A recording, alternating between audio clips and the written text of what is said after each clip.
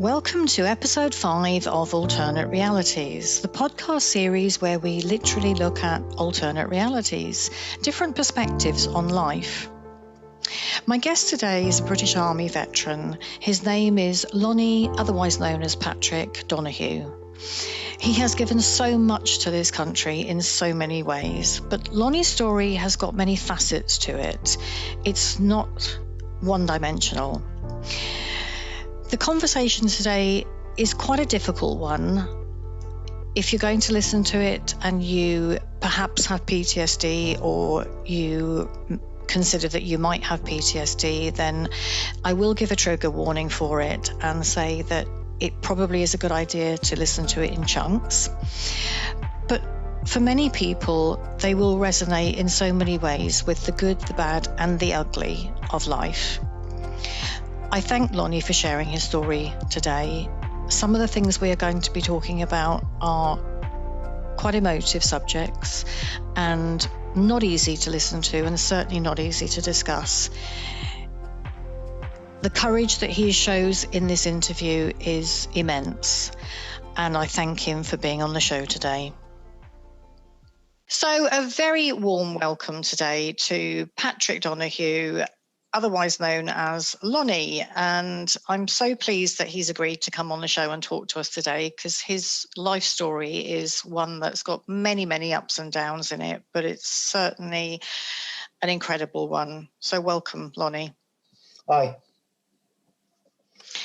Can you start by starting to open up a little bit about sort of where you were born? Because you were born in the Midlands, weren't you? I was born in Solihull, but on the outskirts of Birmingham. They used to be separate places, but eventually it was agreed that Solihull was actually part of Birmingham. But basically, Solihull, Bentley Heath Maternity Hospital, run by nuns, because basically it was the nearest hospital for my mum when she went into labour. And you kind of had a difficult childhood, didn't you? So yeah, you always try to focus on the good times of it, but you can't forget the bad times, So yeah, mum was suffered. My mum suffered with mental health problems. I mean, she tried to commit suicide 7 times. Wow, that's a lot. Yeah, and I'm the oldest of 7, and there's 4 sisters, and I've got 4 sisters and 2 brothers, and we all basically the eldest 3 of us, me, Stephen, and Carol. We were with Mum because my name's Donoghue, my mum's maiden name. This is my brother, but from my sister Carol onwards, they're Wilsons. So basically 1959, Mum was born 1936, and she married in 1959 to a lad called William John Wilson, and it was a bit of a tragic time for her because she was pregnant by somebody else at the time, and that person committed suicide when my mum got married. It was, I mean, obviously I found this out afterwards, but then you understand the impact that on my mother and what she was going through. Of course, that's a huge trauma. Yeah, and she suffered. The family who the man belonged to, it was their only child, well-known family apparently in Birmingham, and it had a dramatic impact on my mum. Because my mum was also another thing. My mum was the youngest of 13 children. Only 8 survived into adulthood, and then she lost a brother in 1943 during the war on HMS Dasher. A favourite brother, Alec, was born blind. He's the only other musician besides my granddad. There's 3 musicians through the generations. My granddad played piano tuner. My uncle Alec played piano, loads of woodwind instruments, trumpets, and he was a very talented man. And there's me, who plays or tries to play loads of different string instruments. And you do, and we're going to talk a bit later about those spoons that I didn't know about until today. So you're telling me about a start in life that was incredibly difficult, and you know. It was a bit strange, really.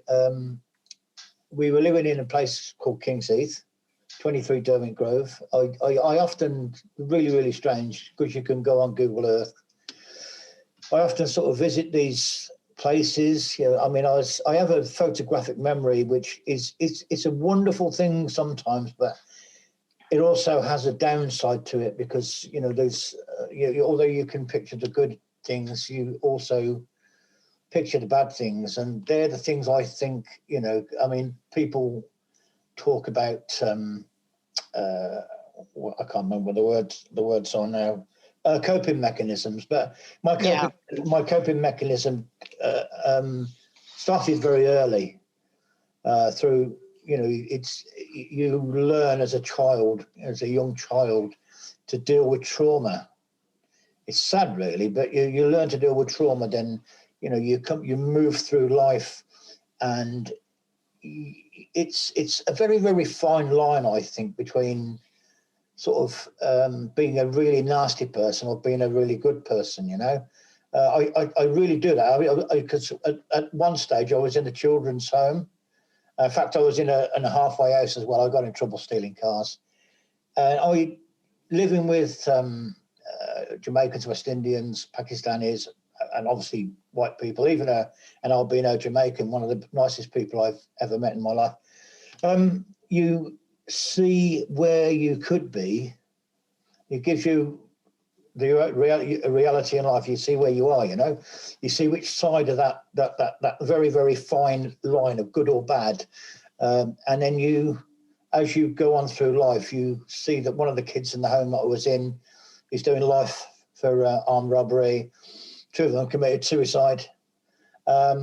So, you know, it's coming back to the photographic memory. You know, I all these things that I remember, coming back to the childhood. You know, I remember as far back. I think when I look at the timelines of my family, I was probably my memories start around about 2 years of age, 2.5 years of age. And that's actually quite unusual with a traumatic childhood. So that very much, you know, your photographic memory is something almost like, as you're describing, you cannot switch it off. It's kind of been there. It's always been there. Because having a traumatic childhood, very often people can't remember their early life. And yet when I've had conversations with you, and I really do thank you for sharing this today, I know it's going to help a lot of people, because as we talk about these things, we do make it more acceptable to talk about the more difficult things in life. And, you know, you described to me so many things that have happened to you, and your ability to recall that is amazing, but also traumatic at the same time. Well, there are some good points. You know, I mean, Mum was working, trying to bring some money in, and the only reason I am aware of the sort of age that I was is because my brother was, my brother's 2 and a bit years younger than me, was basically still in the car. And my mum used to dump me in the middle of the floor in the living room in Derwent Grove, at King's Heath, with my Uncle Alec. Uncle Alec was born blind and regained sight when he was 14, but he couldn't work. And we had an upright piano in the living room, and I used to sit there, and Uncle Alec used to play music to me, classical music, and sort of roll out the barrel and all that stuff all day long. You know, that's where I have this music, the ability to listen to a song and just play it, you know, I suppose. And also my love of classical music. You know, we've got 200 classical albums, and because I just absolutely adore classical music. So basically there are some things there that have sort of helped my memory go back so far, you know. And sleeping in a bed with 5 of us in one room, you know, my new dad, a mum, and me, Stephen and Carol. And one little story I tell you that people still have I don't believe in ghosts. I really don't. I don't. And on another note, I am an atheist. I don't believe in that. So I have total respect for everybody who does, of course. But when I was laying in bed one night, and I was convinced, because I at the bottom of the bed where I was, in the cheap seats, there was a wardrobe, and I'd never seen my nan Sarah Ann, or my granddad, Thomas William, and I swear to this day, and I'd swear on my kids' lives that there was an apparition there at the bottom of the bed, and it was somebody dressed like early 19th century, with the like cloth pink, the cotton hat, and with the old blanket around the shoulders and that, and I could swear blind that was my nan, and that caused a lot of problems with my family when I turned around and said, I saw nan in a dream last night, and when I sort of see, I've never seen her, but when they talk, it was exactly my nan, so yeah. A bit strange. It's interesting, but it's also interesting that having such a profound experience, that you're categorically atheists. Yes, that's. But I think the atheism comes from a lot of things. Things happen in life, and you have to question.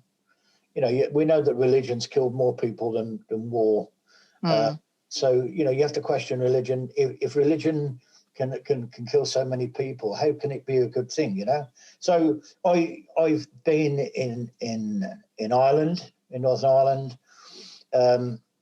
religious issues. I've been in Iraq and Saudi Arabia, again, understanding that this Muslim, you don't see any Christian churches there. So I think to myself, well, why? And if I do believe in God, which God do I believe in? There are so many now that I just find it difficult. I'm not being facetious when I say that, but it's when I talk to different people about religion, I just get this mixed feeling that hang on, there's something wrong here somewhere. Well, this is the whole point of this podcast series. It's called Alternate Realities because we do all have very different perspectives on many things in life. And, everybody, that's the whole point. We're entitled to feel and have the opinions that we choose. So, I understand where you're coming from. Can we just go back again to that childhood and how you came into being in care? Yeah. Basically, as I said, Mum was suffering mental illness. There was a lot of pressure on her. Social services were, as you would expect, the situation that we were in. My mother became was finding different ways to make money. And so often I would come home and in the front room there'd be somebody on the floor, and they would give me threepence or sixpence and you say, go away. And so I'd grab Stephen and we'd jump on our little blue trike with a little blue bin on the back, and we'd go zooming off down the road, probably to the sweet shop on Longmore Street in Borselith, and buy sweets, and then stay out of the way, wait until the man had left, and then go back in the house, and then Mum would be upstairs, and we would go in, and she would make us margarine sandwiches with sugar on, and the odd cup of tea. We didn't have cups then. We drink out of little vases and things, or anything that basically that would hold tea. So yeah, it was a 2 up, 2 down. Literally 2 up, 2 down, outside toilet, newspaper toilet roll, and it dreadfully cold. You learn to expand your bladder very quickly, especially in the winter. And so basically you had a kitchen, dining room, a front room, upstairs, 2 bedrooms. That was it. So yeah, we were living in, I would say, poverty, and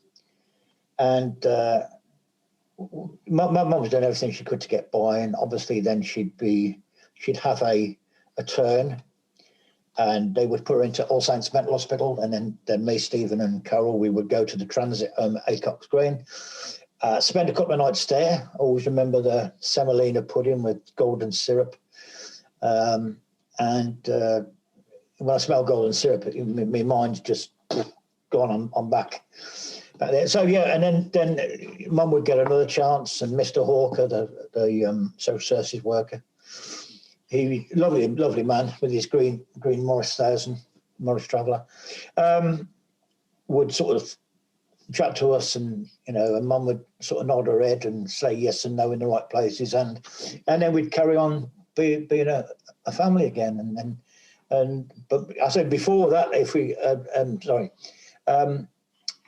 well, Carol was probably, I think, 9 months old. She was in a pram. This is how bad it was. We'd have rats in the house.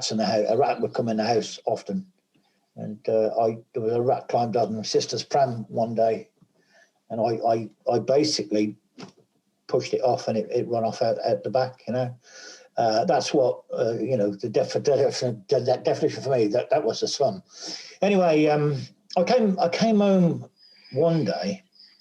If we want to try and understand my mother's mental state, and I was hungry. Stephen was on our little blue trike out the front. Carol's pram was in the front room, and it was bare. There's nothing in there. There's not even wallpaper. Certainly no carpets. And I just wanted something to eat. As you do. I'm 5 years of age, and I only know, there's not many things I know. I know I need a toilet, and I know I need to eat, and I know I need to drink. And in between that, I was playing with my brother, or running around the bomb site, which was right outside the house. Anyway, I walked through, and I could see my mother was kneeling down the oven, and I thought, well, okay, Mum, can I have a sandwich? And no answer, and I went back again. I was like, Mum, and she was lying forward in the oven. Obviously, the door was open on, and she was 6 months pregnant with my next sister down, Patricia, and I thought, that's a bit rude, and I kept pushing and pushing and pushing her, and eventually she fell backwards and fell over on her side, and she was unconscious. And then because I kept shaking her, and anyway, I opened the back door, and right opposite is the next back door, so I kicked the door in, and the guy came out, and I had no idea what gas smelled like, and he came into the house, turned the gas off on the oven, literally dragged me outside by the scruff of my neck and threw me out in the garden, run through, pushed Carol's pram out the front door, shut the front door, came back through, grabbed my mum, put her up on her back, tried to wake her, and then I would assume just called the ambulance, And that was really my mum's last chance to be a mother, because following on from that, Mr. Walker came, took us to the transit home again, and back on the semolina and golden syrup. And the next thing I remember really was we were at Birmingham Law Courts, and it was really strange because I was there only last year with my cousin. They were trying to save their dog. They had to go to court, and their dog was going to be put down. So I'm going through the same doors that back in 1960, 1961. And my mother's obviously in the court, and she's officially... she's about 7 months pregnant now. Officially, they're taking us off her, and they're putting us into care. And my mum came bursting through the swing doors, and I was holding Carol. Mr. Hawker was behind me, holding me at the top of the steps, and Stephen was to my right. And my mum came through, screaming and screaming and screaming, "Don't take my kids! Don't take my kids!" And my lasting memory is two ushers, like dressed like school teachers with the black what's-its-on dragged her backwards through the doors, you know. And I had no idea what's going on. And then, you know, Mr. Hawker took Carol off me and we walked down to the car. And then he took us off to some new homes, Shinley Fields homes. And, of course, another life began for us. And it's so sad hearing this story, because it's that sort of time, you know. I've shared with you previously, you know, that my mum had terrible PTSD and she had an awful lot of trauma. I certainly didn't have as harsh a childhood. It was bad, but it wasn't as harsh as you're describing. But, you know, when you're looking back on it as an adult, looking back on this woman who was trying her very best and had all this trauma, and, you know, there was no help and all of those kind of things that go with the whole mental health thing back in those days. It's hard, isn't it? Yeah, I have a way of dealing with it. You know, it's probably not the best way to deal with it, but I always think to myself you're in the home. You know, they moved us into a block of homes, beautiful homes, by the way. And they said, "Oh, we'll keep you all together. You know, keep you three together." Mum's now sort of ready to give birth to Patsy, but they put me into a place called the Trees with Mr. and Mrs. Bowes, and they were moved up to Fern. There's 10 homes on the complex, and Stephen and Carol were put into Ferndale with Mr. and Mrs. Pugh. Lovely, lovely people, by the way. They're amazing people. Anyway, I am now with the Bows, and I'm a bit of a toe rag. You know, what you got to remember with me is I have a fear of police. It's not a fear of police; it's a respect for police. Because when we were in River Street, and River Street, by the way, I say Borsalheath, it's actually Smallheath. So where I actually come from is where the the old Peaky Blinders. That's their manor, or was their manor. I found a box of matches one day, and I tried to set my neighbour's house on fire by putting lighted matches through the letterbox.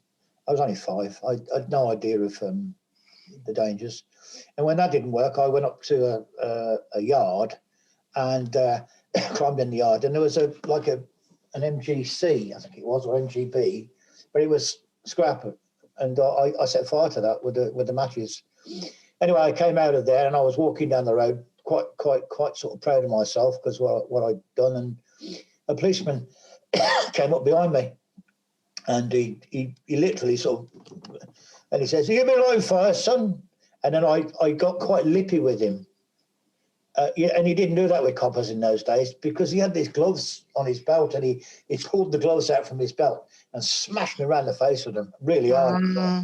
Oh yeah, it was a standard thing, wasn't it? You know, for the copper to clip you around the ear or whatever.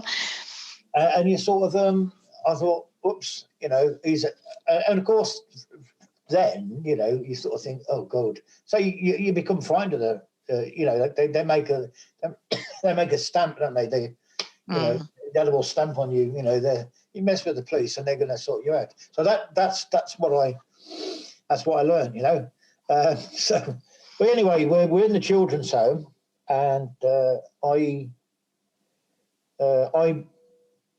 did a couple of stupid things. I ran away. Didn't run away, actually. We ran and hid in the woods, or we ran.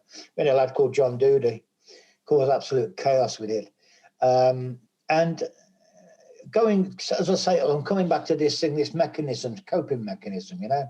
My coping mechanism always has been is that there's always somebody worse off than me, and I should be grateful for what I have. So that sort of kept me ahead of the bad curve, you know. That's quite a common one, actually, Lonnie. You know, I know I've done that a lot during my life. It's quite a common way of coping, to look around you. And actually, isn't that what people say, you know, when you're talking about anything? Oh, there's always somebody worse off. And actually, sadly, there always is somewhere. Yeah. The thing is, there are a lot of people that don't hold that. They don't hold that. They just carry on being bad, don't they? So where for you I mean, you're exhibiting all these things, and the fire, after the trauma that you've been through, sort of lighting matches and that kind of thing. That's kind of thing that a lot of kids get up to. So you have gone into that sort of that life in care, and you mentioned earlier about how you were looking around you at the people around you. You've got a complete mix of types of different people around you and what they're getting up to, and you did start to go down a bit of a bad road. What was it that brought you back, and when did you have the decision to actually join the forces? Where did that come from? At the age of, in 1961, they moved me out of the homes. They put me into a foster home. It was my mum's oldest sister, actually. Things were not that good there either, because my Uncle George, it was a Royal Engineer in the Second World War, and he was, only now do I realise his mental state, and he was severe PTSD. And we lived, me and 4 cousins lived in a 2-bedroom house, which wasn't sort of, anyway, things didn't sort of go very well there. I left school at 15. I have a high IQ, although I didn't realise I was actually clever. I didn't realise how clever I was till I joined the army, and obviously they test you and you find these things out. But anyway, I left school and I started work at BSA in Smallheath, but as an engineering apprentice, and I was doing really well. I was doing really good, but I got in with a couple of bad lads, and they were racists. And I wasn't racist, really. I didn't know what being racist was, but they were proper racists, and they led me down, and I basically stupidly, and I ended up getting the sack for racism. I mean, I didn't even really understand what it was, but anyway, so I went to work on the gas. Now I'm still only 15, and I'm now earning good money, and I mean really good money. It's hard work, it's, quite labour intensive, but I enjoyed it, and I threw myself into it. So for within 4 years, I was a qualified ganger. I had 4 guys working for me. 2 were old enough to be my grandfather, 2 were old enough to be my father, and I was in charge of them as an 19-year-old. And we were earning big money because the coal gas had changed to North Sea gas, the pressure's gone up, and there were leaks all over the country. So we were going out and fixing the leaks. So in 1974, I was earning probably £150 a week. And wow, that was really good money then. Yeah. Well, I had a car and a motorbike. I had my own flat. What I didn't mention is when I was in the foster home, I started to get in trouble because of the problems I was having in the foster home. I was basically running away, getting in with a bad crowd, arrested for assaulting a police officer. We wouldn't have thought. I didn't know it was a police officer. Somebody in the dark attacked me, so I attacked him back, and it was a copper. And I got done for that. And then about 6 months later, I got done for stealing cars. Again and then that put me into the other place, the last place I went to as a adolescent sort of teenager, and I stayed with them till I was. They basically, Mr. and Mrs. Christie, turned me around. They turned me into a reasonably decent person, And then when I was 18, I had to leave there. But all this time I'm working for Whittaker Ellis, earning loads and loads of money. Anyway, that went to the guy who I'd taken the job off, came back, got the union in and demanded his job back. So I am now not 19. I'm 19 now. And he got his job back. So he's now the ganger back with those guys. And they offered me an alternate job of doing a thing called carber sealing. And I knew that this job was dangerous. They were going to give me an extra penny an hour, by the way, which is probably quite a bit of money back then, but still not a lot for danger money, is it?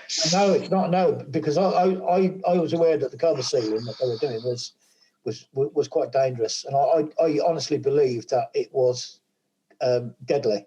So anyway, Mr. Howarth, my CEO, knew I wasn't happy, and he said to me, come and see me Monday, and we'll talk about something else, And I went, yeah, okay. Anyway, I had all this money, and every week I used to go and buy an LP. I had an album collection to die for, and I went into town, Birmingham city centre, and I bought Ben, Mobbed by Michael Jackson, the album. And I'm walking along, and I looked up on the ramp, and I could see the Army Careers Office. So I thought I'll give it a go, and I walked up, and I walked in there, and I sat down, and I did all the tests. I passed them, flew through them, and you sort of realise. I went on a gangers course as an 18-year-old, full of guys who were in their 40s and that, and I came top of the course. And all of a sudden I'm beginning to realise I wasted my school time, and then I passed the army test with flying colours, and they said to me, you can be a REME or Royal Engineer or whatever. I said, oh, no. I said, I want to join the parachute regiment. Of course. And the guy says, oh, I don't think so, mate. I said, well, okay, then I want to be a Royal Military Policeman. It might have been the colour of the berries or something that drew me. Different shades of red. Different shades of red, yeah. Oh, no. He said, you can't be a military policeman, son. And he said, I said, I could give you the infantry. He said, but it'll have to be the Queen's Regiment. And I said, I don't want the Queen's Regiment. He says, why do you want to be a paratrooper? I said, my uncle was a paratrooper during the war. He wasn't actually. He joined the paras, but went out well. But I didn't find that out till years later. And he went, oh, well, son, he said, I'm not going to recommend you. So I said, fine. And I walked out. He went, come back here. So I went back in and then signed up for the parachute regiment. 6th of August, 1974. I am now, I've been given a Queen's Shilling and all this paperwork, and 14 days later I'm going to travel down to Aldershot and start my my career. And it really strange, because I had no fear. A lot of guys telling me, they were really nervous and shaking and everything about going and joining up. I had no fear at all. So I get on the train and I'm get on the train at Birmingham, and this is how I met Paul Sully. Paul was got the train in Northampton, and they stopped at Birmingham, and he sat there with a little bag, and I'm sat there with a little bag, and where you going, mate? I said, oh, I'm going to Aldershot. He says, oh, I'm me. What are you doing? He says, so I'm going to join the parachute regiment. He says, oh, me too. So me and Paul Sullivan, he was my first army pal, basically. And we travelled down together, Aldershot, this is Aldershot, and got there, and one of the things I can't remember is how we got from, I know they used to walk them from the train station down to Depot Parabra. I don't think it was a coach. I think it might have been a Forton Bedford or something. But that was me, I think it was the 17th, 18th of August, 1974. I entered Depot Para, 408 platoon, and began my army career. So you ended up with that maroon beret. I passed P Company. I often wonder, because the guy said to me at the recruiting office, he said you'll never make it, so you got to be really fit. You'll never pass P Company. But I mean, what that guy didn't know about me is that I used to play football. I used to walk everywhere, and I walk miles. And also, I could dig a 6 foot deep hole, 6 foot by 6 foot 6 by 6 by 6 on my own, probably in 4 hours. I was, supremely. I had great stamina, and I trying to relate that to my getting through Depot and on P Company. Anyway, I passed the course. I got the wings, and I went to battalion, A Company, 1 platoon A Company.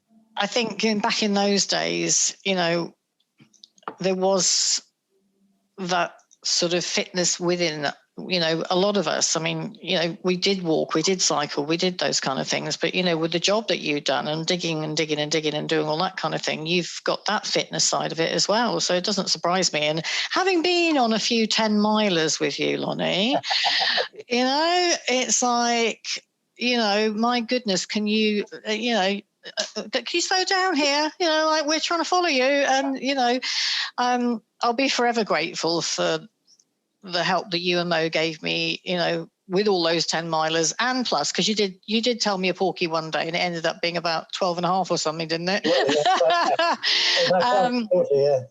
Yeah. But, the way that training ground, and the training that you guys put me through, it certainly got me ready for that Falklands tab. So, I'll always remain grateful for that one. So, I don't know about back then, but you're certainly pretty fit these days. So what happened then, that got you, because obviously you didn't stay with the parachute regiment, did you? No, I didn't. It was a bit of a strange thing, really, because no disrespect to the boys, because I love them all to bits. They're a great bunch of guys. We did Northern Ireland. We did Belfast 75. Yeah. And I felt I was my photographic memory came to the fore. And Mr. Carruthers, who later to become, I think, Lieutenant Colonel, was my platoon commander, and I was in his patrol, and he would struggle writing the patrol report, and literally I could recall 4 hours of who we'd seen, because I spent hours and hours and hours looking at these photographs and sort of thinking, we'll catch one of these. And we caught somebody on the first day. We were driving up the Crumlin Road, and I was on the back of the road there, and we went past the bus stop. And I said to the boss, boss, that guy is on the wanted board. You sure? I went, yeah, positive. We raced back into camp, which was about 200 yards down the road. I said, that's in there. He went, bloody hell, you're right. So we went back round, and the guy was still at the bus stop, and we lifted him. And so basically, we caught somebody on the first day. We caught one of the IRA bad boys on the first day. And from then on, to me, I could remember. I still know. I remember all the names. If somebody put the mug shots of where I was in Belfast in front of me now, I'd say that's so and so, that's so and so, that's so and so, that's so and so. And then I used to get little jobs like my job today. Your job today, Donoghue, is we want you to identify all the sniper spots. Sort of thinking, oh, right, okay. I spent a couple of days with a little camera, and identify potential sniper. Because I'd look at a brick wall and I'd spot, I think, different colour bricks there. You can take the bricks out, and then you've got and then I would mark and draw these little, on a fag packet, and when we got back in, I'd give them to the boss, and he would look at all these different sort of things where I'd spotted where either the IRA were planning something, or they'd used it, or potentially it was going to be a sniper shoot. So I would get little jobs like that. And I was the deputy cameraman. I photographed Jerry Adams in 1975 at the Sinn Féin Relief Club. And things like that, all of a sudden I realised my brain was a bit more wired, was wired differently, let's say. Well, I've had conversations with you in the past, and your memory just astounds me. The recall that you've got is incredible. Because we'd done Malaya in 75, the jungle warfare course, done Ireland. And we came back and we sort of went into the routine, We went into routine. I had people like Phil Dunn was one of my lance corporals, Richard Dunn, the boxer who fought Muhammad Ali. Phil was one of my lance corporals, I had some great guys. I mean, I'm still in touch with a lot of them now. My depot corporal was Gordon Finlay, who was, along with Paul, was killed in the Falklands, Yeah. And he was a great man, honestly, I think about these guys, Jim Browning, Doc Finlay, Paul Sullivan. They were a part of an enrichment in my life, you know. So I think about them most days, especially Doc. Doc was incredible. He was such a funny bloke and a brilliant section commander. So anyway, I'm working through the parachute regiment. We were doing loads of balloon jumps and doing our things, going for runs every day, 25 miler, 10 miler. And I'm beginning to realise, to some extent, I was getting bored with it, you know, and I loved it. Don't get me wrong, I loved it, but I thought, anyway, I had a parachute accident in early 76. I had an air still, so I dropped about 40, I think it was about 40 or 50 feet without a parachute. Landed on my back and head. Basically, it's when a parachute goes over another parachute, it takes the air away, so your parachute collapses and then you drop. So if you're caught in that scenario, going all the way down, you know, last dibs. If the guy below you is 50 feet from the ground, that's your distance to the ground, and you're not going to go in with a parachute. So I basically bounced, and I was unconscious for some time, and ended up in a hospital, and my back was pretty damaged, and so they put me in the store, in the G10 store, with Bob Dixon, Colour Sergeant Bob Dixon, another cracking bloke, funny Cockney, brilliantly funny bloke, and a great man. And he would say to me, "Right, Donoghue, we've got to do this." And I found it so easy, that all this numbers and everything. Our Tom, my son is the same. My son, when he was working for us at Borden, could remember, I don't know, 20, 30, 40, 13-figure numbers. I mean, and astounding. I was never that good, but Bob Dixon loved me because I could remember where every single thing was, where every form was, the last four numbers of every item, you know. And I turned the store upside down and reorganised it all, completely reorganised the A Company store. And Bob loved it. Bob absolutely loved it. And then he left the army, time served, and then Frog Morton, Sergeant Morton, Frog Morton took over. Bit different, totally opposite end of the management scale. Things were not difficult, but he used to put a lot of stuff onto me. So I would basically, you know, I would do all his thinking for him. But again, a great sort of realization for me, thinking that I need to be somewhere to use my brain. Yeah. So I looked around and asked around, and then I went in for Nye Anderson was now Major. Barry Rogan was my OC originally, cracking bloke, because they tried to get me to join what was called the MRF. It's 14 in there. When I was in Ireland, Barry Rogan, and I was interviewed, had a chat, informal chat with the brigade commander, 39 Infantry Brigade, who was a Royal Green Jacket, and they were talking about my memory skills and how good I would be within the basically working undercover in Ireland. But I was a young soldier; I hadn't got a clue. I thought, "Oh my God, no!" You know, that scared me, and I stepped back from that. I went for an interview with Captain Smelly Orphan. His name is. He's still about.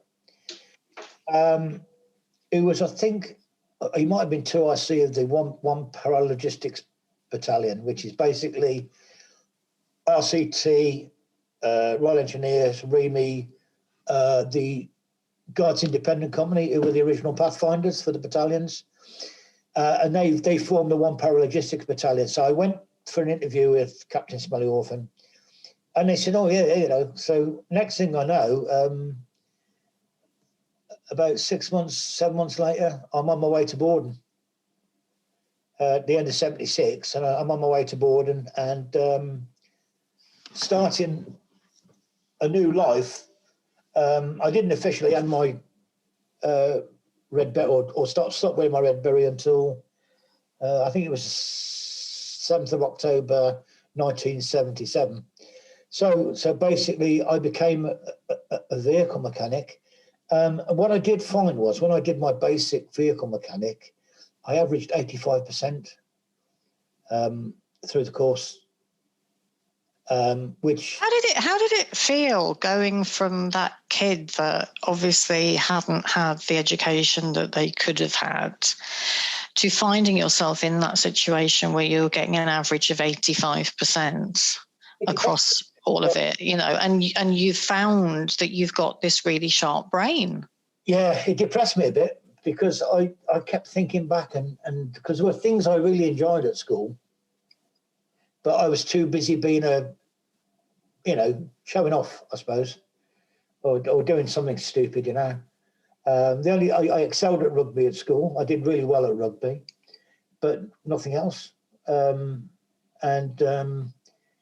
I sort of thought to myself, I kept saying to myself, always, you know, how far would I have got if I'd have stayed on at school and realised that I was great at math. I couldn't believe how good I was at mathematics. You know, you do your basic course, and because I did so well, I didn't have to come back and do a class 2 course. I was automatically elevated to class 2 status. So I left board and went to Germany for 2 years. Then I came back and went back into the airborne role. So I came back to the parachute workshop detachment. So I went back into the airborne again. So I became a paratrooper again. And you see, you couldn't leave it alone, could you? Really? No, I wanted to come back to UK, and it had to be something that, you know, was challenging. So I applied for the Airborne Forces workshop, and I got it. And that was, I think, probably the making of me as a soldier. Because I'll tell you now, I was a brilliant tradesman. I was an outstanding tradesman. Because everything I did it at 100%. You know, I didn't go asking questions of my bosses. You had all the books, the electrical mechanical engineering regulations. You needed to find out something worked and you know to fix it. You went and read the book. It's like having a Heinz manual. Sat there with a Heinz manual and you fix it. So that was me. And so I was learning by reading and also skills. So I became an expert on AEC vehicles in Germany. Called for. I'd go out to jobs on AECs because I knew so much about them. Anyway, I became an unusual asset to the workshop I was in. I was actually assigned as a vehicle examiner as a class 2 mechanic, never heard of before. So yeah, I'll come back to the airborne role. And what year was it by then? This was 1979 now. So I'm back and they allow me, they say to me, I haven't got to do P company again, but I've got to do fitness tests. So I prove that I'm fit enough to do the job again. And I go out to Italy with one para in 1979, pulled an American out of an upside down blazing car, because that's some of the stupid things that I did. And got a small commendation for that. I was drunk at the time.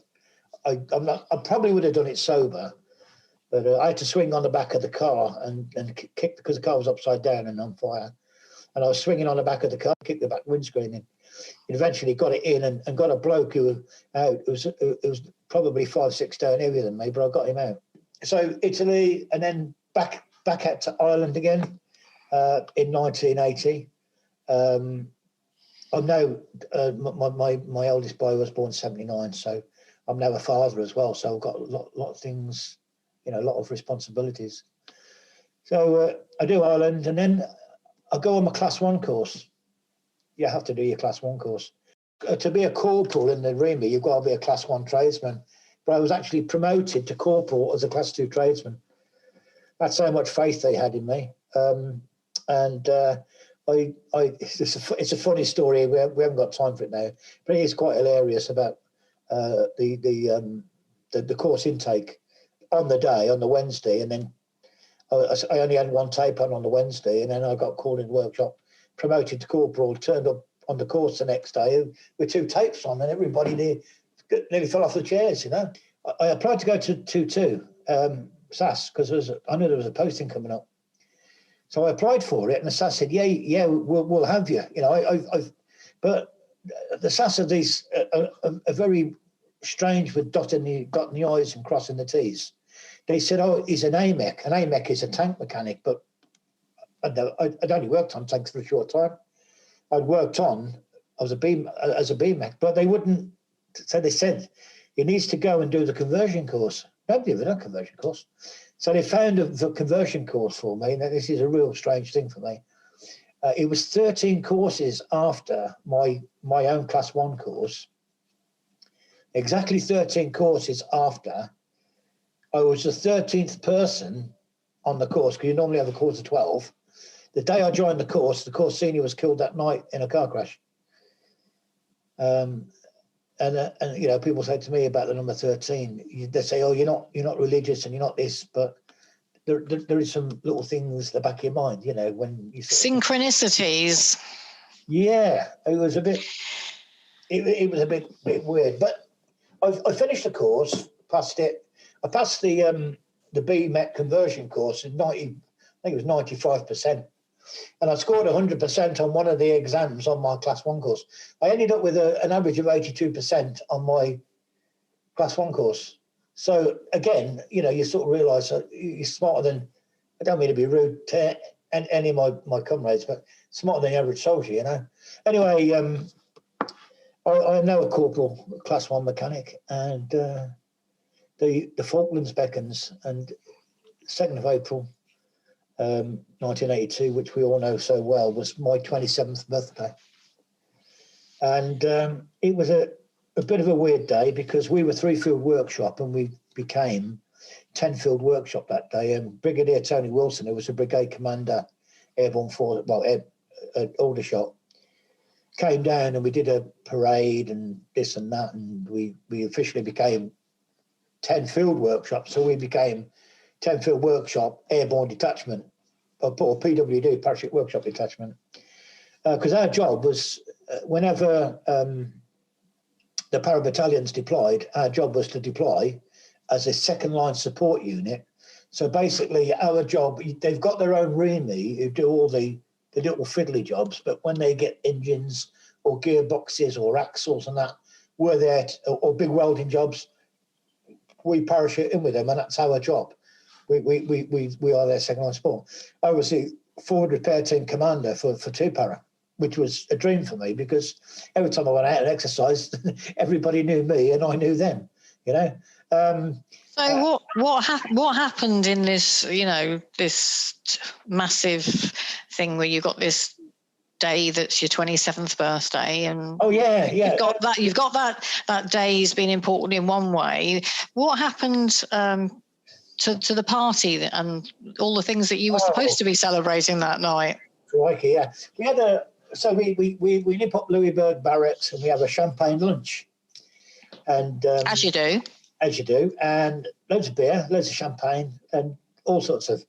So we're a little bit oiled when we sort of leave there, go home, because I'd organised the tramps and tarts do. Somebody said to me, "Why don't you have a Vickers and tarts do?" I thought, no, because it means going in, probably ended up in a confessional box, and I haven't got time for that. And so I organised tramps and tarts, and it was really, really well organised. I got food for 150, disco, everything planned, and I went home 3 parts to the wind, said to Mum, I'm going to bed for a couple of hours, and while I'm lying upstairs having a kip, somebody's banging on the door. It's the canteen cowboys, we call them, the duty corporal.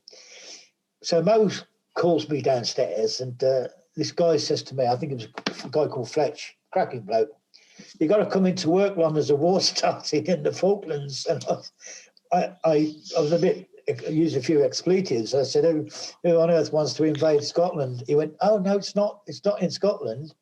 It's somewhere down south. There were so many people that thought it was, Scotland, yeah. We thought, well, Falkland Islands, that's got to be Scotland, Yeah. I told him to, in no uncertain words, to go away. So you didn't believe him? I didn't believe him, and I sent him on his, and he said, you've got to come in, Lon. He said, otherwise Brian Saunders will be coming to get you. So I said, you can, and he's Brian Saunders is a hard man, and you didn't mess about. I said, oh, you can tell him to do it as well. Anyway, I went back to bed. About sort of 20 minutes later, I thought my front door was coming in, and I thought, oh my God, that's Brian Saunders, my staff sergeant, or gun sergeant, as you'd say, I went downstairs, and he literally poking me in the chest. Get your men into camp now, and I saw. So basically, we that was a real bleepity bleep moment. It was a massive bleepity bleep. But Brian, every other word was an explosion. Yeah. Brian, I can imagine the scene, and you're still slightly inebriated. Yes, so we had to go into camp, and it was only the airborne forces guys. So the 2 forward repair teams, there's 8 of us, that is, or probably 10 by now. So 10 of us are going to war, but the rest of the workshop aren't, but all the rest of the workshop are in. So we had to prepare for a parachute drop. So our 2 one-ton vehicles, we prepared for a parachute drop, stripped them all down, did all the ties and everything, packed the welding kit, the turfer winches and everything that we needed. And then went into a briefing, and we're sat in this room, and ROC's got this stick pointing, and there's America over there, and I thought, well, that's Africa over there. I've been to Africa. I thought, oh, I've been to Malaya. I know that one. And then his stick literally came right the way across and said, here. And I thought, that's bloody hell. Captain Scott went there. My brain was Captain Scott went down there in 1912, and he lost the race to the South Pole to Rolf Adamson, and I knew all this because I'd studied it at school. We're looking at each other, and you couldn't see the Falklands. You could see the tip of Chile and Argentina, but because the Falkland Islands were so small, I thought, what the bloody hell is he pointing at there? It looks like the Isle of Man or something, Yeah. The Isle of Wight. And then he's talking about, then all of a sudden, the sort of reality bites, doesn't it? You're sort of thinking, we've been invaded by Argentina, blah, blah, blah. And you're sort of thinking, oh, my God. So then it moves from you've got the war scenario, the logistics now of getting us there. So we're basically, we've done all this briefing and that, and it's now about, I don't know, probably about 5:30 in the afternoon. We come out of the meeting, and there's a big gang of us sort of stood around, and we're looking at each other, and they said, I said, you guys coming to the do tonight? I went, oh, we can't have a do. And I went, you can. We're probably going to war next week, so let's go out, go out on a bang. Oh no, I'm going home. And literally, I think about 15 of us turned up with wives, and there's food for 150, discos paid for. We got to the disco, guys turning up here. It looked like the Rocky Horror Show. Some of the guys, I tell you what, they're quite dressed up with their stockings and suspenders on, were quite fanciful, especially after a few beers. Anyway, so we all turned up, and we were drinking till, I don't know, I think it was 9 o'clock the next morning. Mo said to me at 6 o'clock, are you coming home? I went, no. She slapped me around the face and walked out, and walked up the road on her own in fishnet stockings and stuff, one of those. As you do. As you do. So, yeah, and then it was a case of on the bus, off the bus. I went down to the docks 3 times. I was going on one ship, then I was going on another ship. And then we got a message, because in 81, me and Mal Reed, you've met Mal, haven't you? You met Mal, little Chinese guy, cracking bloke, X1 para. Me and Mal, we were in the Nuki camp. We've just spent 2 weeks up in Archer's Post with mortars, having a time of our lives. And we're back just having a quick break at the Nuki, which was where the battalion was held up. we had to go to the post office, and we're walking across from the welding shop to the post office, and Colonel H. Jones spots us. Oh, he shouts, I thought, who's that? And I went, it's a CO. And he walked out, bounced over towards us. And we were in shorts and boots, and we stood to attention, saluted. Hello, chaps. And he basically wanted to know everything about us, who we were, what we were doing. And I explained to him who we were. He was quite impressed, the fact that he'd got a forward repair team made up, which would bolster his REMI support. But, you could see his brain working overtime, and how we were fitting into any logistical plan, any, sort of real-time scenario. You could see his brain working. And we were all set to go. I was FRT Commander 2 Para. The other guy was FRT Commander for 3 Para. We're ready to deploy. We're ready to go. And then a message came through that the brigade commander, apparently Colonel H went to brigade and demanded to the brigadier that he gets his forward repair team. And Brigadier Tony Wilson basically told him to get out of the office and go away, because we found out, obviously, they were forming a second brigade. So they were keeping the workshop, all the workshop, back to form the second brigade. So 2 Para left without us, and we were quite, I could tell you now, the boys were angry. We were angry. So when did you get, how did you get to go down there then? Well, first, the second time was supposed to have been on the Baltic, 6th or 8th, something like 6th of May. So we're down at I think it was Southampton docks, getting on the boat, and then God comes over to me and says, right, he said, you're not on this boat. You're not on this boat. And why? He said, because there's no cabins left. So Mo's down with us as well, wait, just wave us goodbye.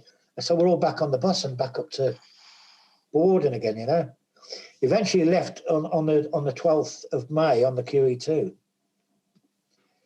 So that's where I met Jim Browning, another sort of influential guy in my life, Yeah. And, we ended up on the QE2. We got this Royal Marine corporal, and I'm sort of looking at him, he's looking at me. I thought, oh God, let's not get into a fight here, And we got there's 3 of us in the cabin, but me and Jim hit it off like we were like brothers. We were.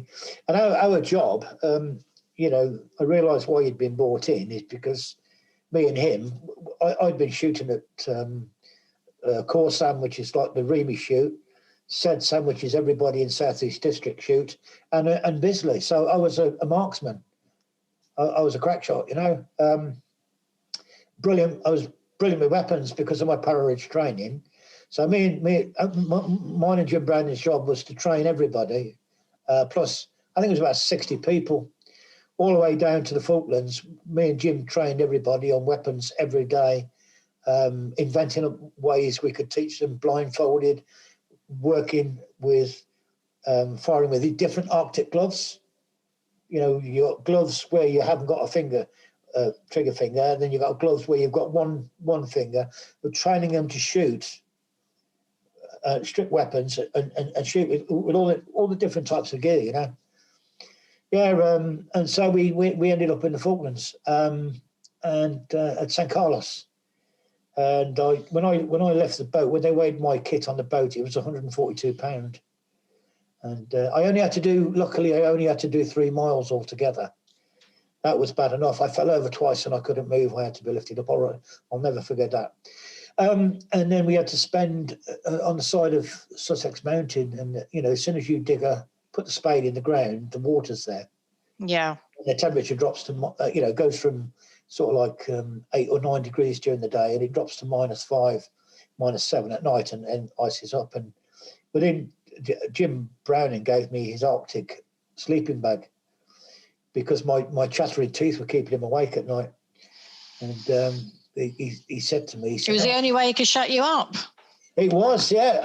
I still got that. It's in my loft. But I can tell you now, it probably saved me from exposure because the guys were really suffering because we couldn't get, you had to literally sleep in the wet, and then the wet would turn to ice. You know, the paramedics, all the paramedic guys were just amazing that, you know, that they coped with those conditions. I don't think a lot of people, Lonnie, unless they've been there, you know, realise how difficult. I mean, I know when I was going there, yes, I'd done a lot of training with you and Mo, and I was as prepared for it as I could be, you know, up and down the B Company routes in Aldershot. You know, you trained me very well, but all the guys kept saying to me, "Oh, good luck, Jay," and, you know, it's really unforgiving terrain. And I end up saying, like, could you please keep that to yourself and stop saying that, because I don't really want to think about it. And of course I've gone there at a different time of year, so it's nowhere near as cold as it was for you guys. But, you know, when I did the Mount Longdon tab, I literally, you know, it's that thing where someone says, "Don't put your foot," and it's already in, and you're up to your ankle. It's surrounded by cow poo, sheep poo as well.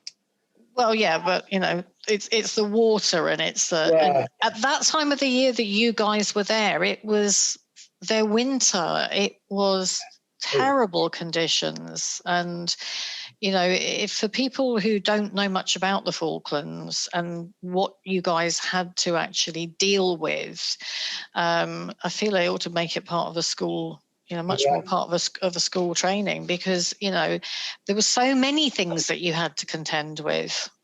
Well, I went out on a recovery job. One of the snowcats that we had, a Volkswagen snowcat. Basically, it's it's like a motorised unit with a trailer on the back. The Marines use them for get over snow.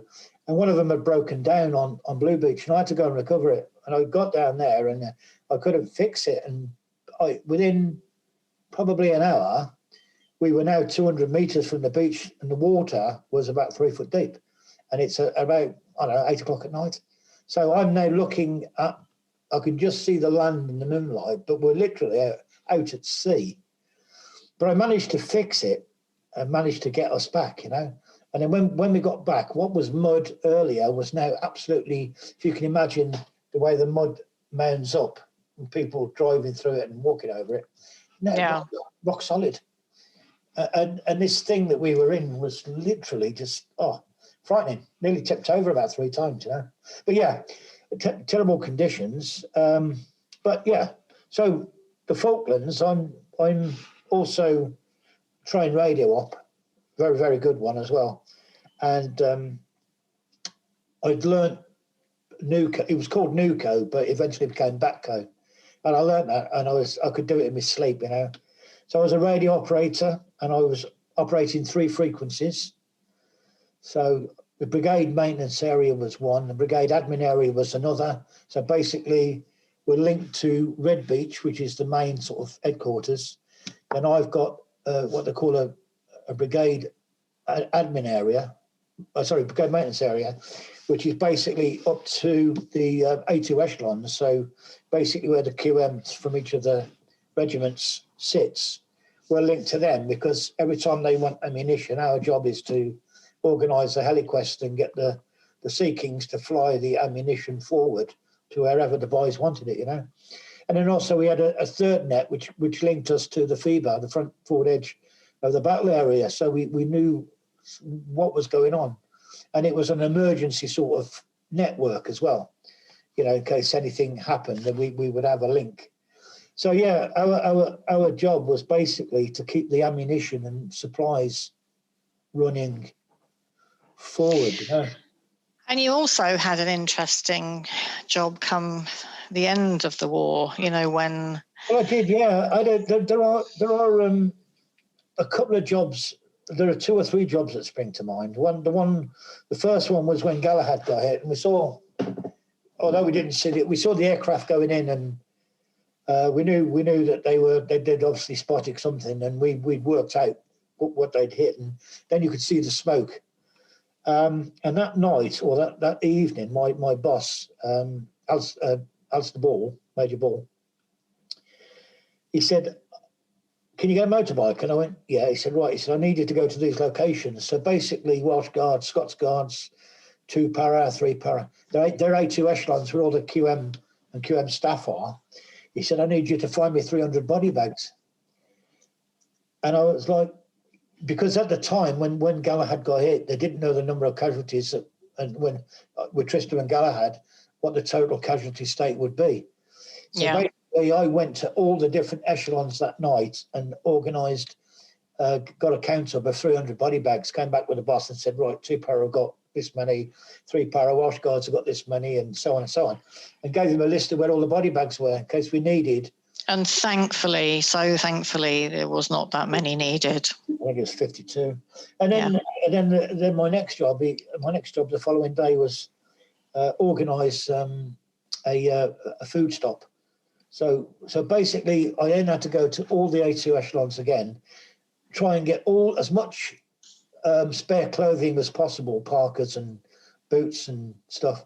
So I did all that and got all that organised back at Blue Beach on St. Carlos, and then also got all the spare chefs, and we put up a load of tents and stuff, and we were knocking up soup and basically quick rations, tins of sweets and chocolate, and it'll live with me forever. We got all this working, and we got all this spare clothing, piles of parkas, piles of trousers, socks.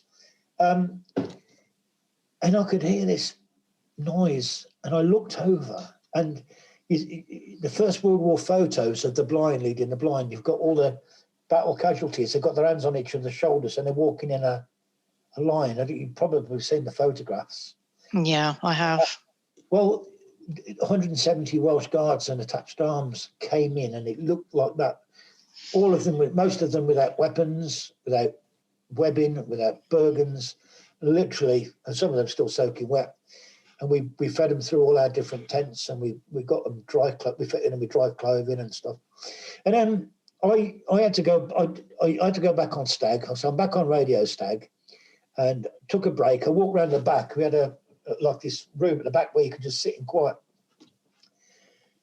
And this young officer, he looked about 15 years of age, second lieutenant, and he just sat down in front of me and started crying. And Captain Robertson, our REOC guy, who was duty watchkeeper that night, cracking bloke. "You all right?" he says. He went, "No," he said, "I've lost all my men." He was the mortar platoon commander. He said, "All my men are dead." He said, "I've lost all my men." And he was sobbing, absolutely sobbing. And I said, the only thing I could think of was go and get him a brew. And I made him a black mug of tea with about 6 spoonfuls of sugar in it and give it a good stir. And I came back and he's sobbing, absolutely sobbing. And I just put my hand on my shoulder. I said, "There you go, sir." And he took it off me. He was shaking like a leaf, you know. And that sticks with me. And then it's a tough one, Lonnie. It really is a tough one, and I think this is the thing that so many people don't realise. You know, when there's a war, when there's action, you know, when there's that kind of battle situation, that's just one part of it. The rest of it is putting together all of these things that you're talking about. Well, another incident just before we move on to my sort of last big job. We just had an air raid. We had 2 cameras come over on a bombing run right over, and then a Sea Dart from, I think it was Fearless, blew one of the cameras out of the sky. He just did 20,000 feet they were. And we were sort of, all sort of, and then you sort of realise there's about 15 blokes just died, you know, when you look up. But anyway, I went to our armourer called me over, and I sort of wandered over. He said, "Come in here." So I went in, and he was making up the nameplates for the crosses for the fallen at Goose Green. He said, "Oh, mate," he said, "I called you over." He said, "You're ex-super, aren't you?" I said, "Yeah." He said, "You know any of these?" And he handed me the plates, you know. And I'm going through the plates. And, of course, I didn't even need to look at Paul Sullivan's name because I knew his number. Our numbers are only 9 apart. Yeah, I remember you telling me that. He's 3770 and I'm 3761. And it was just like a cold sort of reality, you know. So, so tough, because that's the first person that that was your first mate. That was the first person you saw when you were headed off to do your training. Yeah, I put the rest of, because I said I know him, and I said, and I put it down, and I said, Joe looked at me and he said, "You all right, mate?" I went, "Yeah, I'll be all right, mate." And I walked outside and I sat on the steps and I shed a tear. I did, you know. I thought, oh my, you know, the sort of reality of it all sort of really comes home, you know, when you sort of realise that, you know, you're so close to somebody. I mean, he was my pal, and I'd seen him in the July '81. He was at Depot. He was training junior paras, and I was on my way to a shooting competition at not Bisley. I can't remember. It might have been Ash Ranges actually, but I saw him on the square and we stopped and we had a chat. We were both corporals. He said, I'm going back to D Company. I said, oh, great stuff. He said, you going to Kenya? I went, yeah. I said, I'll see you out in Kenya, but I never saw him. In Kenya. And of course, the next thing I knew was he'd been killed at Goose Green. So yeah, that was a shock. But you have to keep telling yourself that life has to go on. You know, you can't. It does, and there doesn't seem to be. There never seems to be any rhyme nor reason as to, you know. I always, you know, my expression, the one that I always use. You're all only ever a footstep or a bullet away from the same end, and you know, it never seems to make sense as to who and why and how. You know. So the war finishes and we're on the move, and we get onto the Baltic, which is basically a roll-on, roll-off ferry ship which carries big container lorries and stuff. And we sail around to the Falklands Sound. And we've got things to do, little jobs to do, keeping the ship tidy, keeping fit, getting fit again proper fit was one of the key things for me, because I love my fitness, and I've got my skipping rope and my boxing bag and stuff. So, and then we've got all this admin stuff to do. We go on, we go across to Stanley for Airborne Forces Day, hoping to meet up with the boys, but the boys are gone. So we ended up with all the loggy lads, you know, back on the boat. And I'm now earmarked as a prisoner war guard with my own section. So I've got a section of blokes, because, you know, there's about 8 sections of blokes, I think. And we transferred to the St Edmunds, which became the MV Kieran, British rail ship. And I said goodbye to Jim Browning on the back end of the Baltic, told him to look after himself, exchanged a few insults, because that's what we did all the time, but in a funny, loving sort of way, you know. And I told him to take care of himself, and he said, yeah, you know. And then I called him a commando tosser or something, and then he called me a para something else back. And I went across to St Edmunds, and 593 prisoners on there, all except for the 300 conscripts who were split between the two car decks, car deck C and car deck D. The rest of the other 200, nearly 300 prisoners on there are all the high-ranking officers of the Argentine army and all their special forces. So all their SAS commando and para-trained guys, and obviously the hierarchy. And our job is to get them back to Puerto Madryn in Argentina safely, and without obviously being hijacked at sea. Because you know, people say, what was it like guarding the prisoners? And I say, well, we had a GPMG at the end of the corridor. And everybody sort of looks and says, a general purpose machine gun? We went, yes, at the end of each corridor. I said, that's how real it was. And but that's how they were dangerous people, because we would get a warning and say, right, we're going into and then we would seal off a particular corridor. We would double the manning, go in, and then search all the bunks. And we found cheese wires, plastic things shaped into knives, cutthroats. Basically, they they were always ready for the war kicking off again. You know what I mean? So we knew how dangerous it was. So we sailed to Argentina.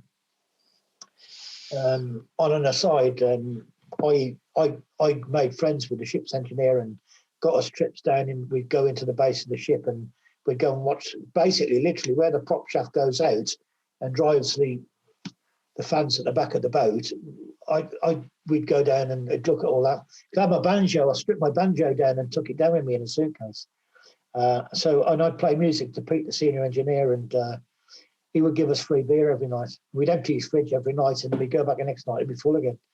I played him a song, Pete. Pete was 60, and he said to me one day, he said, do you know the song, McCafferty? And I said, yeah, I do. And I sang it to him, and he sobbed. He sobbed and sobbed and sobbed.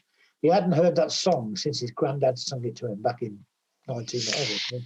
So moving on to some of the happy stuff that's coming. You know, you've got two main things that are real passions in your life, and music is one of them.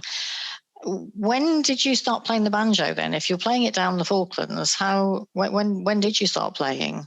I started playing the spoons in 1972. I was taught by an Irish monk. And I was quite proficient. And when I went to Germany in 1977, anyway, we're going all these parties in Germany, and we meet up with our great German friends, and they're playing mandolins and guitars and stuff. Can you play anything? I said, I can play the spoons. So I'm now playing the spoons in a band called The Friends. And we moved on from there, and then Jason Davis, a guy who was probably the leader of the band, said to me, he said, do you want to buy a mandolin? So I bought my first mandolin for £3. And I learnt on it. Came back to the UK, still playing the mandolin, bought myself a nice decent mandolin, and then realised that the banjo was similar tunings. Bought my first banjo in Aldershot, and basically just developed. I had a reasonable voice anyway, and I knew loads and loads of songs, and it was a case of just building up on it. And now I've got, I think it's about 8 or 9 mandolins. 4 of those are mandolin banjos. 3 of them are over 100 years old. 2 bouzouki, 2 tenor banjos, 1 G banjo, and I think 5 harmonicas, 2 ukuleles, and a penny whistle. So yeah, and I'm on YouTube as well. Of course. And my other hobby, learning the spoons and curry. When I was working for Whittaker Ellis on the gas, 2 great friends, really, really great friends, Tucker and Sean. And they said to me, you fancy coming out for a curry? What's the curry? What is a curry? They went, oh, no, you'll love it, mate. And so I was earning a lot of money, so we go down to Birmingham City Centre. So I had my first ever curry, a lambuna, and I still love lambuna to this day. And then you go back again, and in those days you could buy a pot of Madras sauce for 20 pence. So you could have your lambuna and have some Madras sauce to go with it, so you could develop your heat and build up your heat resistance, and then vindaloo sauce. And then by the end of 1972, I was eating fully fledged lamb and chicken vindaloos, When did you go from that to actually starting to cook them? I think when I went to Germany and I couldn't buy one. So go to Germany, you can't, there were no Indian restaurants. So you had to make your own. A lot of time had to be clever. So basically what I used to do is get the old Vesta curries and stuff and buy chilies, or if I could get older chilies, of course, and then make them up into expand on those. So you've got a basic sauce. So I would develop that sauce and then make it hotter and do this and do that. And then obviously as soon as I got back to the UK, so that 77, I'd started to invent, sort of find ways to make curries in Germany. And in 79, I sort of started to, I started a couple of things, actually. I started brewing wine, brewing beer, and I used to make really good beer, cider, and red and white wine, and also making curries and chilies, and I love cooking. By around about 80, 81, 82, I used to take a pot of spices on exercise with me. I suppose it would be like garam masala is today, but I would have this pot and I could have an instant curry. It doesn't matter what I was eating, steak and kidney pud. I'd turn it into a curry, because I just loved it. And then as time progressed, you get a bit more refined, less of a Philistine, and make decent curries from scratch. And then I suppose by the late 80s, early 90s, I was actually quite good at it, and now I think I'd like to blow me on trumpet. I think I'm very good at it now. Well, I would blow the trumpet for you, because your curries are absolutely amazing, and it's that difference, isn't it? It was you that taught me a lot about the sort of sources and things that we tend to get from takeaways that are made for commercial use, and obviously the difference. And having been to India back in the 90s, when you actually get food that's authentic, they're like chalk and cheese in terms of the taste, aren't they? And your curries are absolutely out of this world. I think I say to people when I'm talking about you, I say, oh my goodness, this guy, you want to taste his curry. They're just wonderful. I'm making 10 portions of curry sauce on Wednesday and 6 fresh naan breads for the kids. And you want to tell me that while we're in lockdown, and I can't come down? I'm getting requests now from people sort of local and saying, can you make us curries and stuff? And I'm thinking I might just do that. But anyway, coming back to my career, I finished off. I went back out to Germany again for a considerable amount of time. I did my TIFI course. I became an artificer with an ONC, HNC, partial HND in engineering. Served with regiments, offered a commission. I was offered a commission at the rank of sergeant, by the way, when I was with the Green Hours. And anyway, I sort of progressed through. And then in 1995, I got my last posting, which was 7 Para RHA as a W01. Finished there. I was never going to go back to Birmingham. Too many sort of mixed memories, I think. And then worked for the MOD in operational training in Borden for 18 years. So spent a total time joining up on the 6th of August, 1974. My last day with the MOD was the 30th of September 2015. So a total of 41 years service to the Crown. That is pretty phenomenal. Yeah. That is pretty phenomenal. You've had an incredible career, Lonnie, and I don't think there's many people that have, I see people that have worked and they've gone for years and years and years and they've got to a certain rank and then they've left, but there's not so many that actually carry on working for the MOD in a different capacity for the length of time that you did. So it wasn't a big change for me, though, because basically it was just an extension service doing what I did, running workshops, running engineering workshops. But you're probably aware in beginning of 2019, I reality bit, and I had like 3 breakdowns on the trot, and that was a real eye opener for me, because I thought this PTSD stuff was just, it was people just not being able to cope, and then I realised that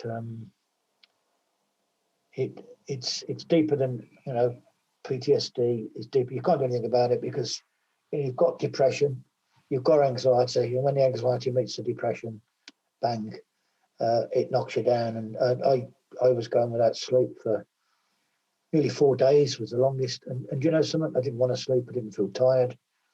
and I, you realise all of a sudden something's got to give, and in the end, I had breakdown after breakdown. Mo found me 4 o'clock one morning, just sobbing.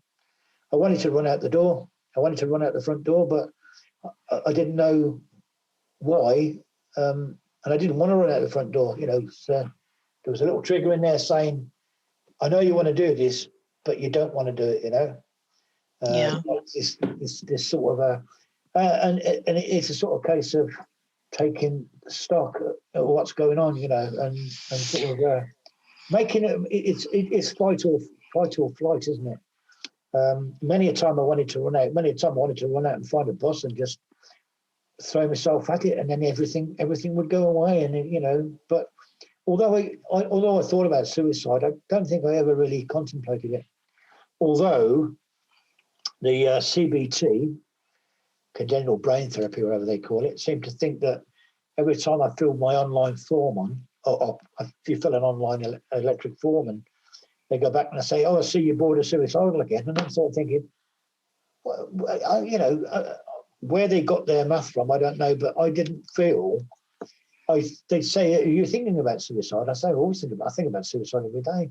I said, but the graveyards got friends in who committed suicide. I don't want to commit suicide. I was aware of my mum. I knew I'd been in the mental home, not for personal reasons, but to go visit my mum. And I've seen the people there and the scars where people have slashed their arms, and I had a girl try to commit suicide in Bielefeld. I had to fight like hell to get her sectioned, So suicide's, sort of been a part of my life, and I don't contemplate it. Think about it regularly. I think about my friends and the people that I knew who actually went and took that step, So, but it's a thin line, isn't it? It's when you get to that place, it's a very thin line, and that's why any mental health team will always ask you, do you have plans? That's one question, and what stops you, and it's something that is. I can't get this across to people enough, when I say that PTSD is a normal response to an abnormal situation. And it's something that we have talked about. And I've kind of been there as part of your journey. And you're so brave to talk about it, Lonnie, because we really need to talk about this. You have to talk about it. We need to get people to really be more open, and can't thank you enough for talking about your childhood today, because the childhood adverse experiences are the things that predispose children that grow into adults to PTSD. And from the childhood that you had and the childhood that I had, it would have been really rare if we hadn't have developed it. Well, yeah, it's the coping mechanism, isn't it? That allows us to deal better and also see other people's problems. I mean, I know you're aware. My nephew Joshua committed suicide just 4 weeks ago. Afghanistan veteran, set up a business as an entertainment manager, and basically the COVID-19 has killed his business, destroyed his business. And he said to his mum on 10th of October, Saturday night, I've had enough of this, Mum, I'm going to go and kill myself. So my sister Mandy, probably tongue in cheek, but then realised that, his mental state, spent all night looking for him, and they found him in Wheeler Street, and he took his own life. So, yeah, it's close to home. And the PTSD for me, there's another thing, I think if you want to cope with it or find a way to cope with it, you've got to get to the root of it. And the thing for me my PTSD was nothing to do with my army service. When I joined the army, I was already in a mess. And so the army became a distraction for me. Yeah. And that distraction is actually a coping mechanism. So, you know, you can hear by the things that you've done and the career that you've had things which were either pushing you physically or pushing you mentally or both, and fantastic distractions. And, you know, it's very often when somebody leaves service, you know, it's not everybody. There are some people that start to get symptoms when they're serving, and thankfully it's a little bit more acceptable now to go and admit that. But very often there will be no sign of it at all until a person leaves service. And then life changes, you know, you've got an adaptation. And for you, of course, you've carried on working for the MOD. So you've again had a very responsible and a very busy job and more distraction. Yeah, I think what you find is that the army gives you an armchair. So basically, you know, when you're not coping and you take a seat in the armchair, you've got that support. You've got your pals, whether it's your fitter section, whether it's your infantry section, you've got the guys there. They talk about the silent generation, the guys who came back from the First and Second World War. Often you had villages that fought in the same battle. So everybody knew, and so they never talked about it. Yeah. That's why they call the silent generation. Now we have this sort of volunteer sort of forces and stuff. It's different, and we're, you know, it's not like you don't find the village of Farnborough now forming a regiment. You might be 2 or 3 or 4 or 5 people from Farnborough, so you don't have that armchair support. So when you leave the army, your armchair is gone, and when you fall backwards, you fall on the floor, you know, and that's, you know, trying to pick yourself up again and pick yourself up again and pick yourself up again. It's a great analogy for me to think that, yeah, but when the armchair's there, you're coping. You have people to talk to, you know, but when they've all gone, you know, your mate's gone back to Scotland, he's gone back to Wales, he's gone back to so-and-so, they're not there anymore. And the army's too disjointed, well, the military forces are so disjointed now to try and get that help, because now, because you're a volunteer, you're a number. And once your number's taken out of service, another number's put in place. So basically, you've got this disjoint. And they're beginning to realise now.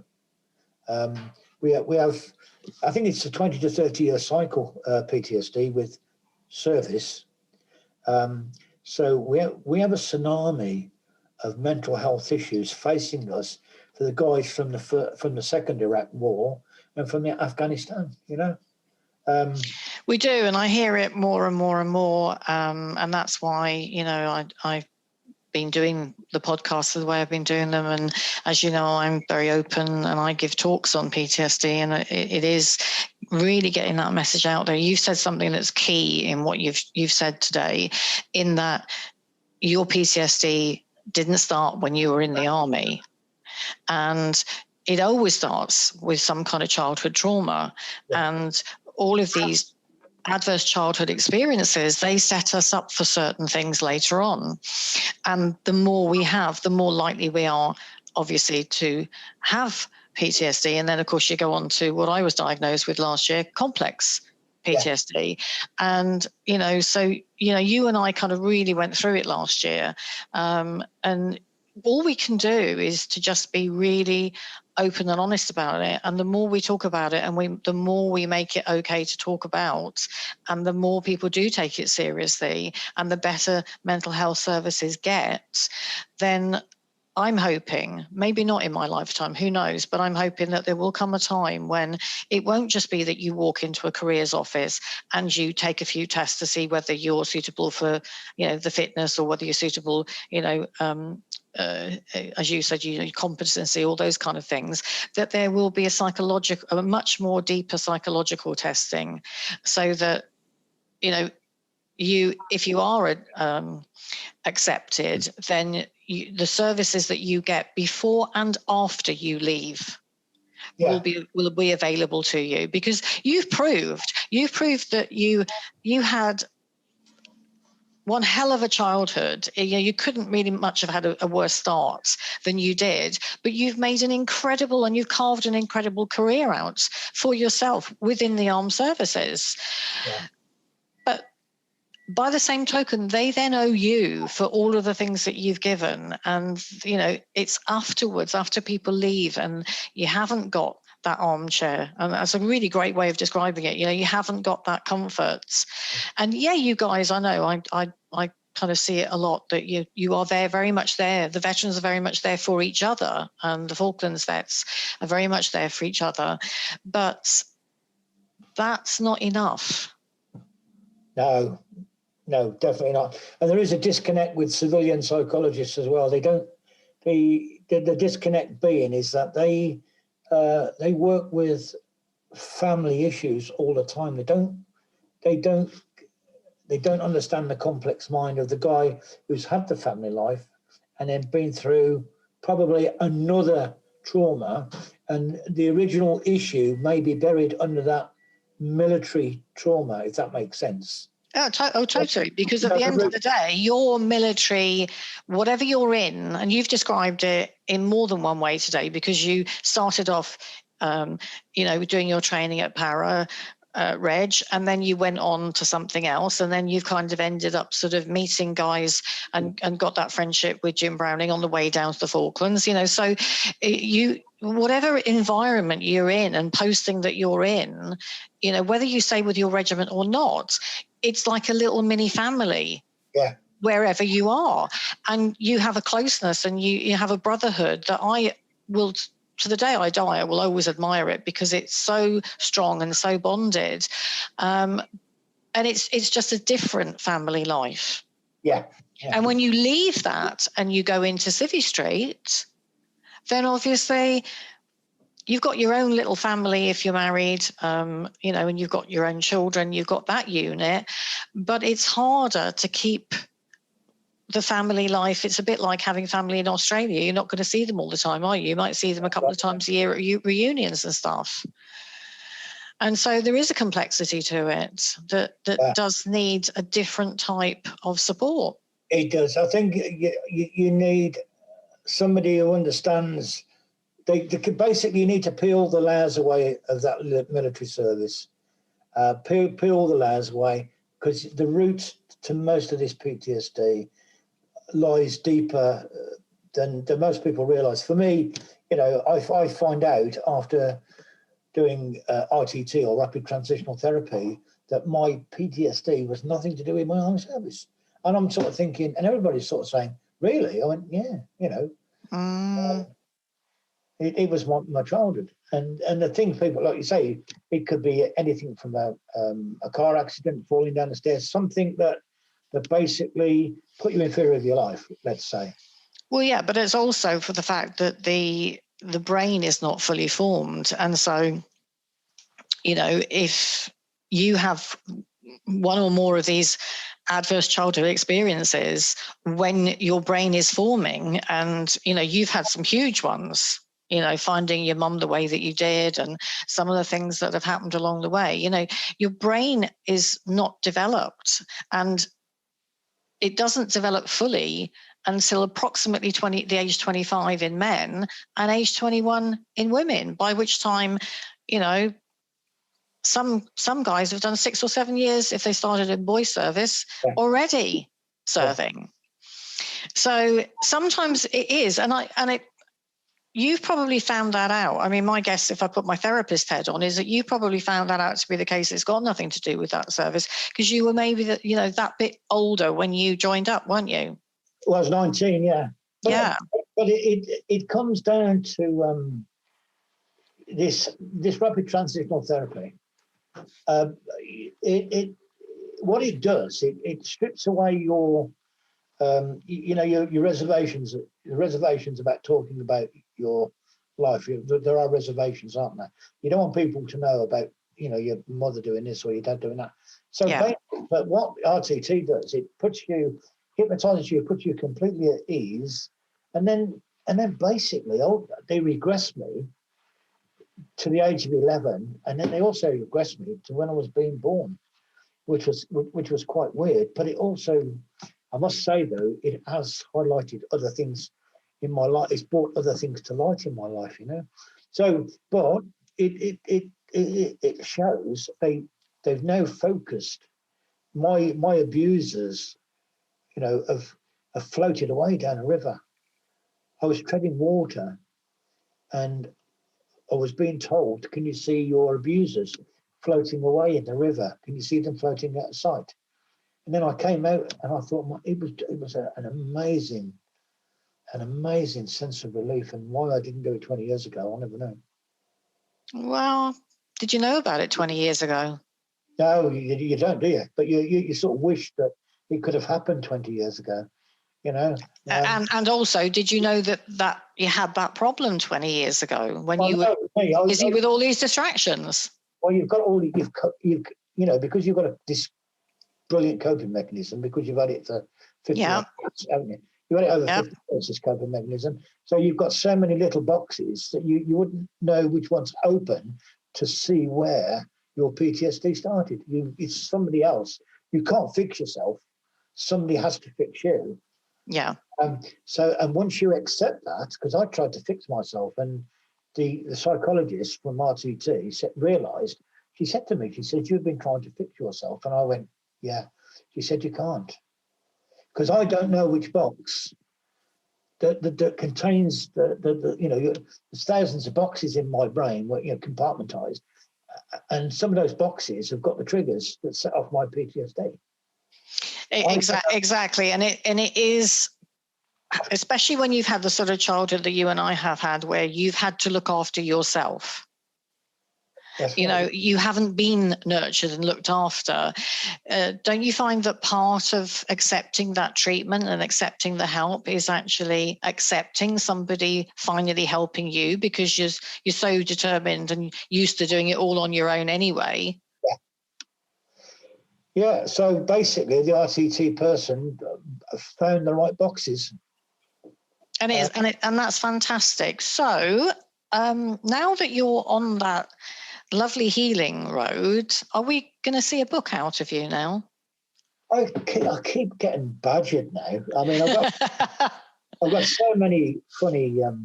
You've got so many stories. I mean, I could sit and talk to you for hours, the stories that you've got, Lonnie. So I think it's time they were written down somewhere. Yes, I know. I know. Yeah, I could, like you say, I've done a couple of little blogs, and maybe just compiling those little blogs and then finding some way to link it together. Somebody said to me, "Why don't you write a curry book and throw your bits of life in there and then talk about a particular curry, and then talk about I mean, I could write a book on being in the 5 weeks I spent in Kenya with Tupa. That was just amazing. You know, well, maybe there's more than one book in there then. Yeah. I mean, I would want the book to be, like you say, okay, talk about the downside. It's got to be a roller coaster, hasn't it? You know, yeah.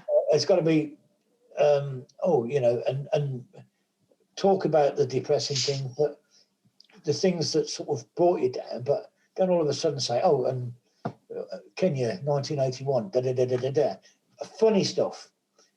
Well, you know from reading my book, you know, the one of the funny stories I share in that was, you know, how I was trying to get Gary back one day, and I went down to the joke shop in Aldershot and got some fart powder. You know, and that sort of part, those stories in there do lighten it, don't they? Yeah, they do. Yeah. And they are funny, but it is. I think that's the whole point, that when we look back on our lives and we're healing from these kind of childhood traumas, it's unhealthy to think that it was all bad, because somewhere in there will be funny things.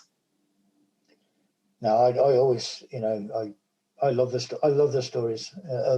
I love the funny stories of my life, and I love being reuniting with the guys again who were actually there at the time when some of these incidents sort of kicked off, and you know, you were literally just, even we probably talked about the same story 10 times in the past, and we still end up rolling about on the floor